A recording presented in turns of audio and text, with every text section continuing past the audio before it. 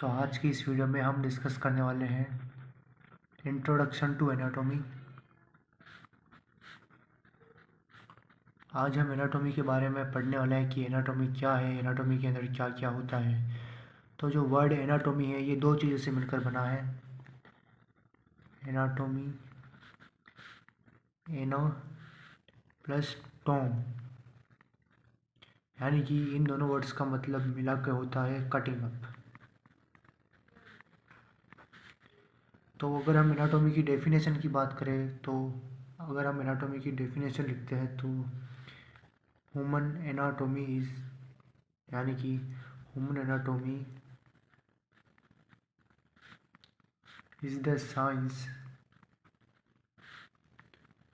deals with study of structure of human body. यानी कि anatomy एक वो ब्रांच है साइंस की जिसके अंदर हम बॉडी के इंटरनल ऑर्गन्स की हम स्टडी करते हैं, स्ट्रक्चर की स्टडी करते हैं, उसे ही एनाटॉमी कहते हैं। यानी कि डिसेक्शन, एक वर्ड लिखता हूँ मैं, डिसेक्शन। डिसेक्शन वर्ड जो है वो एनाटॉमी के ही इक्विवेलेंट है, एनाटॉमी के ही इक्विवेलेंट है डिसेक्शन वर्ड। डिसेक्शन यानी होता है चीरना किसी भी चीज़ को, यानी कि बॉडी को चीरना, अंदर के ऑर्गन्स को स्टडी करना, वही एनाटॉमी है। तो एनाटॉमी के कुछ सब डिविजन्स होते हैं, तो मैं कुछ सब डिविजन्स की बात करूँगा एनाटॉमी के।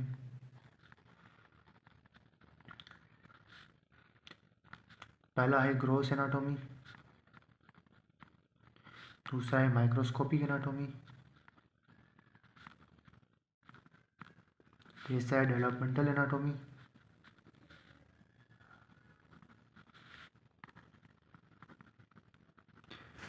चौथा है स्पेशलाइज्ड ब्रांचेस ऑफ एनाटॉमी।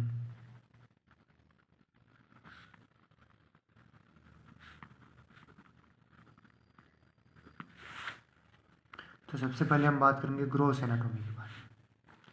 तो ये है सब डिविजन्स ऑफ एनाटॉमी, एक एक करके हम चारों को पढ़ने वाले हैं। तो सबसे पहले हम बात करेंगे ग्रॉस एनाटॉमी के बारे में।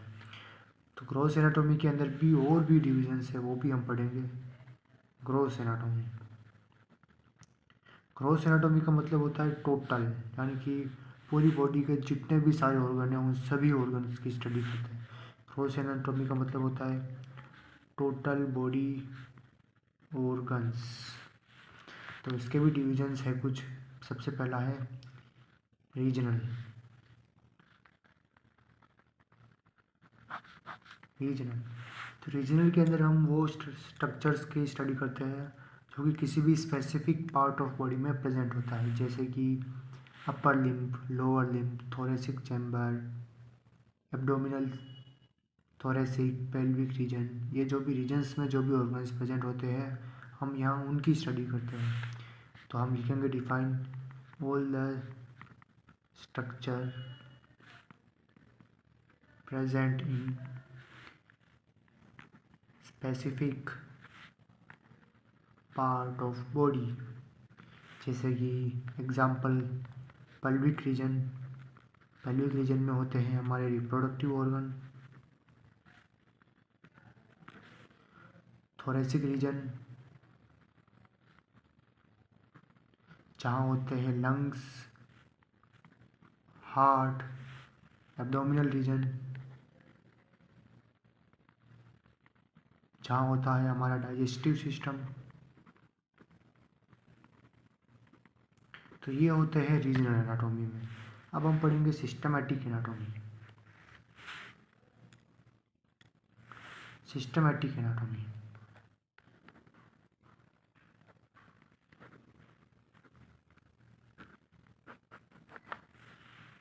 सिस्टमैटिक एनाटॉमी की डेफिनेशन होती है gross anatomy of the body studied by system. जैसे कि अगर हम किसी भी सिस्टम की स्टडी करते हैं बॉडी के अंदर टोटल जो है 12 सिस्टम्स होते हैं। तो इन 12 सिस्टम्स की जो हम स्टडी करेंगे, रिप्रोडक्टिव है, नर्वस सिस्टम है, डाइजेस्टिव सिस्टम, रेस्पिरेटरी सिस्टम, जैसे बहुत सारे सिस्टम्स हैं, उन्हीं सिस्टम की स्टडी को हम सिस्टमेटिक एनाटॉमी पर पढ़ते हैं। इन्हीं सिस्टम की स्टडी को हम सिस्टमेटिक एनाटॉमी में पढ़ते हैं। तो अब ग्रॉस एनाटॉमी में लास्ट पॉइंट है surface anatomy.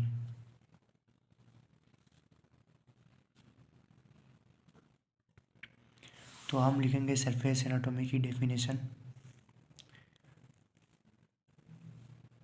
It is the study of internal structure as they relate to overlying skin. तो इसका सबसे बढ़िया एग्जांपल है आई। आई जो होती है वो हमारे बॉडी के सरफेस पर होती है, लेकिन जो उसके ऑर्गन्स जो होते हैं वो बॉडी के अंदर तक होते हैं। तो ये आई जो है वो सरफेस एनाटॉमी का बहुत ही अच्छा एग्जांपल है। तो अब आता है microscopic anatomy. Microscopic anatomy. Microscopic anatomy के अंदर हम दो चीज़ों के बारे में पढ़ते हैं, एक होता है साइटोलॉजी और एक होता है हिस्टोलॉजी। पहला है साइटोलॉजी और दूसरा है हिस्टोलॉजी। साइटोलॉजी को स्टडी ऑफ सेल कहते हैं, study of cell is cytology. और हिस्टोलॉजी में हम टिश्यू की स्टडी को पढ़ते हैं, टिश्यू स्टडी।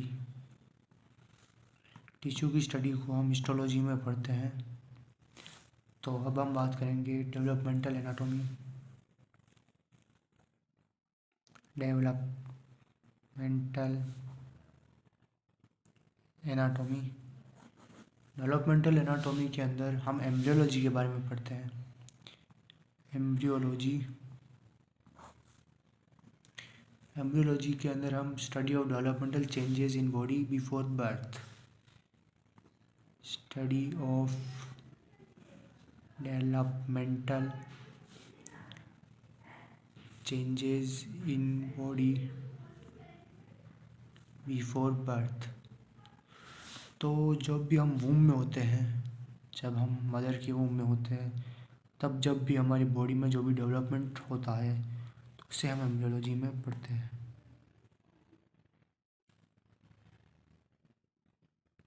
अब हम बात करेंगे स्पेशलाइज्ड ब्रांचेज ऑफ एनाटॉमी। तो स्पेशलाइज्ड ब्रांचेस ऑफ एनाटॉमी के अंदर हम दो चीज़ों के बारे में पढ़ते हैं। पहला है पैथोलॉजिकल एनाटॉमी। पैथोलॉजिकल एनाटॉमी, इसके अंदर हम डिजीज़ के अकॉर्डिंग जो भी स्ट्रक्चरल चेंजेस ऑर्गन के अंदर आते हैं उससे हम पैथोलॉजिकल एनाटॉमी में पढ़ते हैं। तो हम लिखेंगे the changes in body due to disease occur in body in relation to various pathogen. इसी में दूसरा पॉइंट है रेडियोग्राफिकल एनाटॉमी। रेडियोग्राफिकल एनाटॉमी। तो रेडियोग्राफिकल एनाटॉमी में हम इंटरनल ऑर्गन के स्ट्रक्चर को पढ़ते हैं एक्सरे के द्वारा, एमआरआई, एक्सरे, सीटी स्कैन, इनके द्वारा जो हम भी इंटरनल ऑर्गन के बारे में पढ़ते हैं उन्हें हम रेडियोग्राफिकल एनाटॉमी में पढ़ते हैं। जैसे कि study of internal structure visualise by X ray, study of internal structure visualised by X ray, gamma ray नहीं होता है, सीटी स्कैन होता है, एमआरआई होता है। एक्सरे में 2D इमेज बनती है, सीटी स्कैन में भी 3D बनती है और एमआरआई में भी 3D बनती है। सीटी स्कैन की फुल फॉर्म होती है कंप्यूटेड टोमोग्राफी। एमआरआई की होती है magnetic resonance imagine. Full form आप लिखना चाहो तो लिख सकते हो।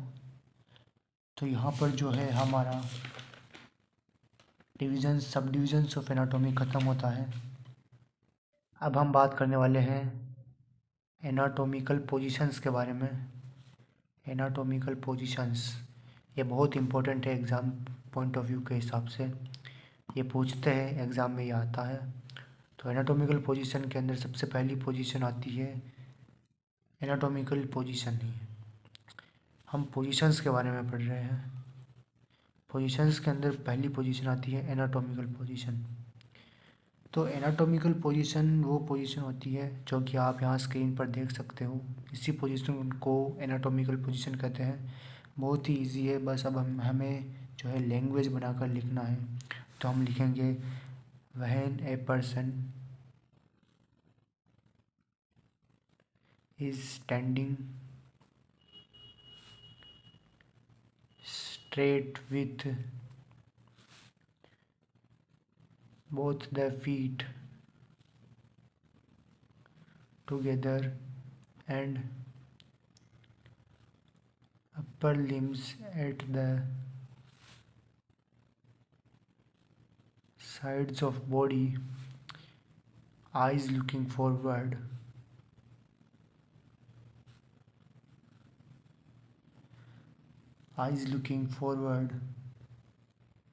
palm facing forward,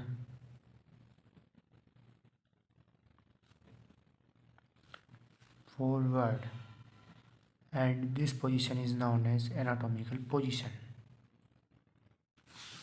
तो ये हो गई एनाटॉमिकल पोजीशन। इस पोजीशन को आप देख सकते हो स्क्रीन पर। तो अब हम बात करेंगे सुपाइन पोजीशन के बारे में। सुपाइन पोजीशन वो पोजीशन होती है जबकि ये वो पोजीशन होती है जो हम नॉर्मली सोते हैं, तो हम इसी पोजीशन में सोते हैं। When a person lying on his back, जब भी हम अपने बैक पर सोते हैं, पीठ के बल सोते हैं, उसी को सुपाइन पोजीशन कहते हैं। Person lying on his back,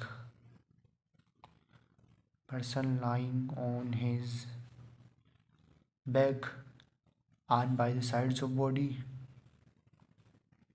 arm at the sides of body, palm facing upward,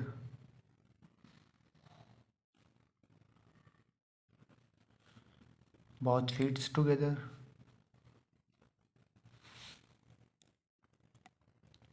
बस यही है सुपाइन पोजीशन। अब इसी का जो अपोजिट है वो होगा प्रोन पोजीशन। इसी का अपोजिट होगा प्रोन पोजीशन। प्रोन पोजीशन में जो है person lying on his chest या फिर belly, person lying on his chest और एब्डोमेन।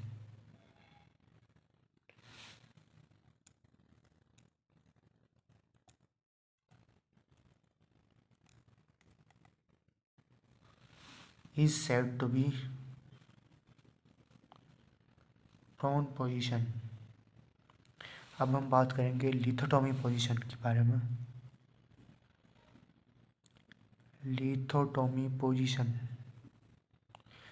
ये वो पोजीशन होती है जिसे भी आप स्क्रीन पर जो है देख सकते हैं। तो अब हम इसकी डेफिनेशन लिखेंगे। Person lying on his back, lying on his back with the legs up,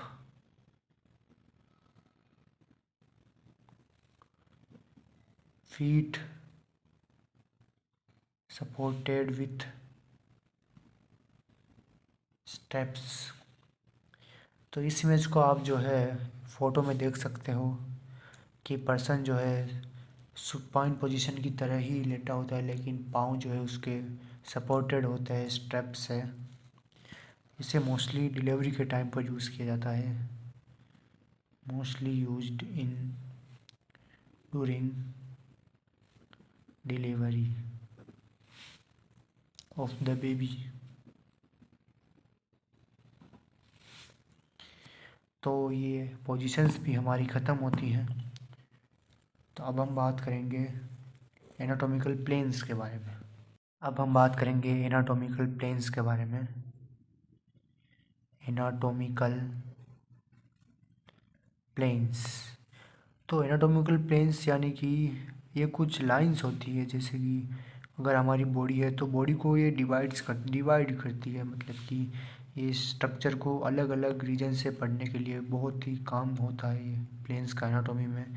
anatomical planes उस जगह काम आती है जैसे कि डिसेक्शन होल है, तो वहाँ डिसेक्शन होल में अगर कोई भी डेड बॉडी है तो हम उसको अलग अलग एंगल से अलग अलग प्लेन्स से काटेंगे, तो हमें जो है ऑर्गन जो है अलग अलग तरह से दिखेगा, तो हम जो है उसकी स्टडी आसानी से कर पाते हैं।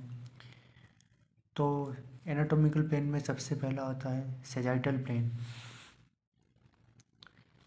सेजाइटल प्लेन, इसी को हम मीडियन प्लेन भी कहते हैं, मीडियन प्लेन, और इसी को हम मिड सेजाइटल भी कहते हैं, मिड सेजाइटल। 3 नाम है इसके। तो ये वो प्लेन होता है जो कि बॉडी को right and left equal halves में डिवाइड करता है, divides the body into right and left equal halves. तो इजी है ये भी, सेजाइटल, मीडियन और मिड सेजाइटल, तीनों इसी के नाम हैं। तो अब जो है एनाटॉमिकल प्लेन्स में लास्ट है फ्रंटल प्लेन, लास्ट नहीं दूसरा है फ्रंटल प्लेन, इसी को हम कोरोनल प्लेन भी कहते हैं, कोरोनल प्लेन, फ्रंटल प्लेन और कोरोनल प्लेन।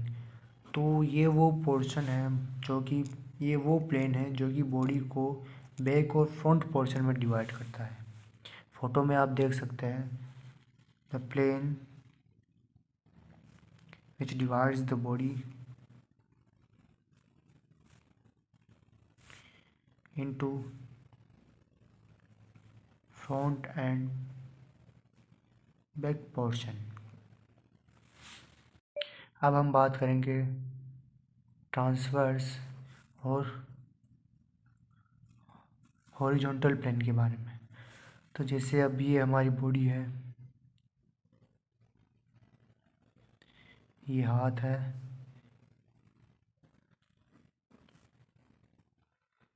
ये पाँव है, तो जो ट्रांसवर्स प्लेन होता है और हॉरिजॉन्टल प्लेन होता है वो बॉडी को इस तरह डिवाइड करता है, ट्रांसवर्सली और हॉरिजॉन्टली।